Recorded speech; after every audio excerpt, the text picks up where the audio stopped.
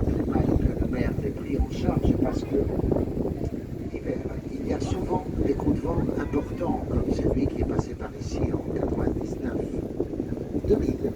Et donc la Blanche, elle était à terre après la tempête de 99, et je disais, heureusement, le maire, il a fait le nécessaire pour qu'elle redevienne aussi belle, vu que c'est l'emblème du bassin d'Arcachon. Et donc, la Blanche, elle a été refaite à neuf en 2007. Elle est quasiment neuve. Vous pouvez même la louer pour des soirées, pour des mariages. Il suffit de se rapprocher de la ville de La Teste. La rouge, elle est un peu plus abîmée, mais elle est toujours debout. Et maintenant, je vais vous montrer un objet qu'on appelle une mastoune. C'est un patin.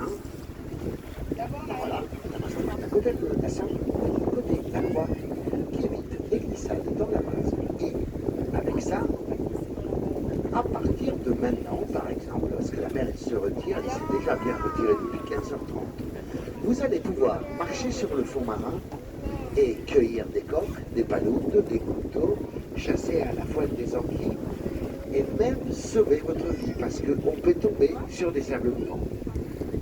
Et maintenant, je vais vous montrer un autre objet. Je ne peux pas le taper par contre parce qu'il est un peu trop fragile. Un petit peu quand même. Ça s'appelle une tuile chelée, mais ça s'appelle aussi un collecteur. Collecteur parce qu'il collecte les naissins. Alors, il faut savoir que l'hydre, elle est hermaphrodite.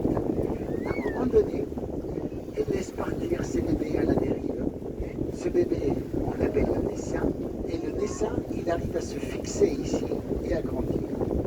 Cette technique a été mise en place par Jean Michelet en 1862. Ce monsieur, il était ostréiculteur, mais il était aussi maçon. Il avait eu l'idée de prendre une tuile, de la tremper dans un mélange de eau de mer, de sable fin et de chaux, et lui, il avait compris que le naissin, il arrive à se fixer dessus et à grandir, et c'est donc grâce à ce monsieur qu'on a pu passer de la cueillette à l'élevage. Donc, avant 1862, c'était que de la cueillette, et depuis, on a pu faire l'élevage.